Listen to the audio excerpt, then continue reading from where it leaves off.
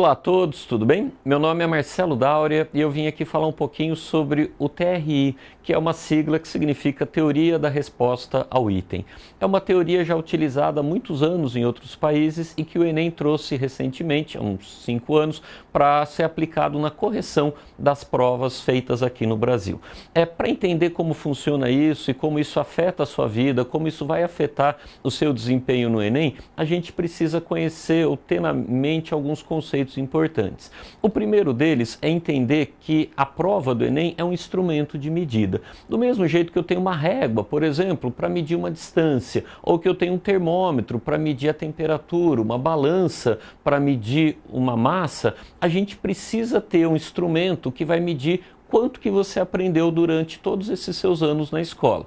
O instrumento que a gente tem utilizado aqui no Brasil para medir o seu conhecimento adquirido durante todo o ensino médio é a prova do Enem, ok? A gente tem que pensar também que não é só a prova, a gente tem que pensar que cada um dos itens ou seja, cada um dos testes é uma forma de avaliar quanto de conhecimento você acumulou, quanto de conhecimento você tem guardado aí com você, ok? Bom, para medir um conhecimento, eu preciso também ter uma escala. A gente precisa pensar que existem conhecimentos que são muito mais simples. Por exemplo, se eu colocasse uma questão dessa no Enem, imagina que delícia, né? João tinha 10 laranjas, deu 3 para Pedro, com quantas laranjas João ficou?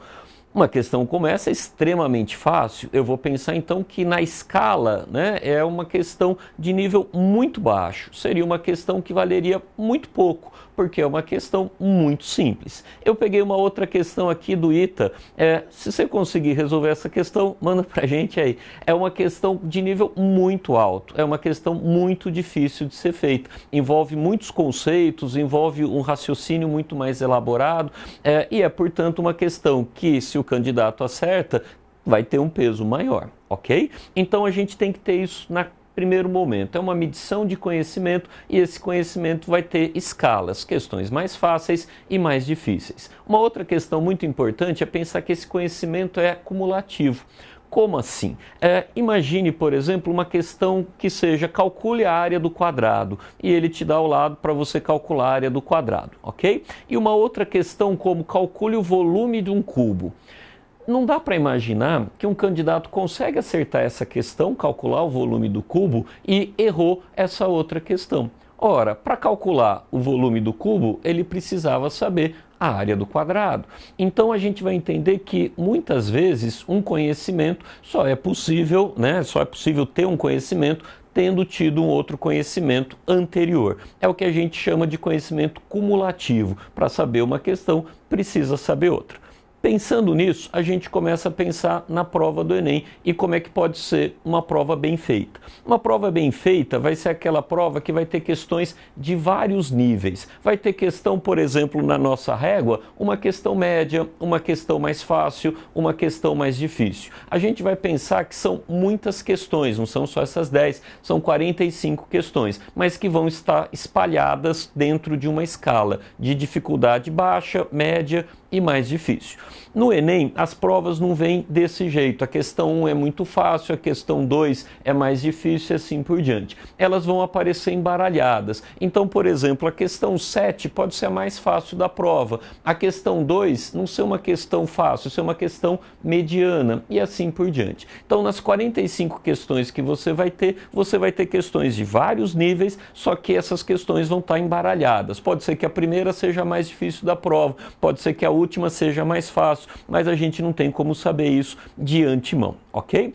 Uma outra questão importante é que a escala que o Enem vai usar vai ser uma escala que vai normalmente até 1000, né, que seria uma nota máxima. Nem sempre as questões são de nota 1000. Às vezes a escala máxima vai ser 880, 920, vai ser a questão mais difícil de toda a prova. Bom, vamos ver como é que você sairia numa prova dessa, o que significaria tudo isso que a gente falou na hora que você vai chegar lá na prova do Enem. A gente colocou aqui 10 questões, como a gente tinha imaginado a prova, embaralhadas. Eu vou pensar a questão 7 como fácil, a questão 8 difícil, então todos aqui nessa escala. Imagine que o candidato acertou a questão 7, fácil, acertou a 5, que era um pouquinho mais difícil, e foi assim até a questão 4. Na 4 ele errou. Quando eu penso isso, e eu vou pensar que ele errou as outras também, eu vou entender que o desempenho dele não é o número de acertos, mas é até onde que ele foi nessa escala. E eu vou perceber que ele vai ter uma nota aproximadamente ali na faixa dos 600, 700, que é onde essa questão 2 está posicionada, que é o nível dessa questão, ok? Esse é um desempenho ideal, né? Aquele candidato que é muito coerente, que ele vai acertando as questões fáceis, chega num determinado nível e ele não consegue mais acertar as outras questões. Mas vamos pensar numa outra situação. Imagine esse outro desempenho. O candidato aqui, nesse caso, tem o mesmo número de acertos que o anterior. São 6 acertos, mas com uma diferença. Ele errou essa questão aqui, ó, a questão facinha, mas ele foi acertando todas as outras. O que significa isso? Pense em você como candidato. Poxa, errei aquela questão muito simples, mas eu acertei essas outras questões que eram do mesmo assunto e eram um pouco mais difíceis. O TRI vai conseguir perceber que isso aqui foi provavelmente uma distração sua e esse erro vai ter um peso pequeno. Isso significa que esse candidato aqui, com um número de acertos igual ao anterior, vai ter uma nota um pouco superior, porque ele acertou uma questão de nível um pouco maior. Agora, tome cuidado, porque, por exemplo, imagine esse desempenho. O candidato acertou a questão 7, a 5, a 2, até a questão 3, que era de nível mais ou menos 600, 500, mais ou menos, ok? Depois ele não acertou a outra, na outra é outra. O que significa isso? Ele acertou questões até um determinado nível e depois ele não conseguia mais fazer. Significa que o nível dele provavelmente estava ali no 400, mas ele acertou essa questão 9, que era uma questão muito difícil. Ora, você já fez prova, não fez? Você sabe o que significa isso. Esse candidato provavelmente chutou essa questão 9. Ele não sabia, colocou uma alternativa e deu sorte.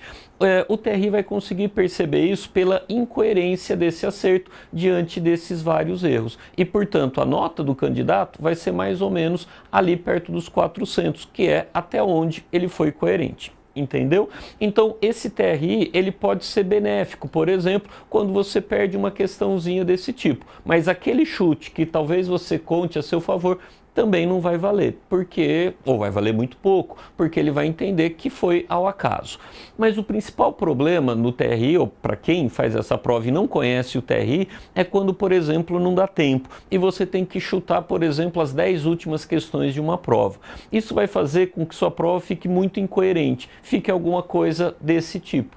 O que significa isso? O candidato acertou questões fáceis, depois ele começou a errar essas questões aqui um pouco mais médias e acertou essa outra. Opa, eu tenho que pensar que essa questão aqui tem uma grande chance de ter sido acertada no chute. E aí essas outras questões ele não acertou também e acertou aquelas questões muito difíceis. Ora, o TRI vai fazer com que essa questão e essas duas tenham um valor muito pequeno e que o candidato fique talvez nessa nota perto de 300.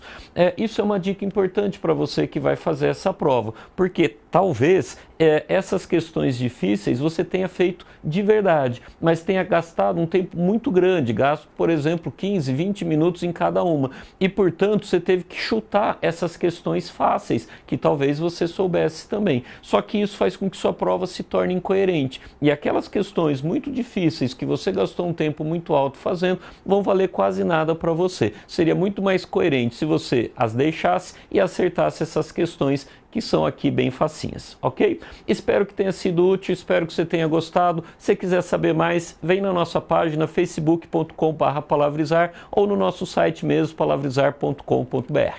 Obrigado!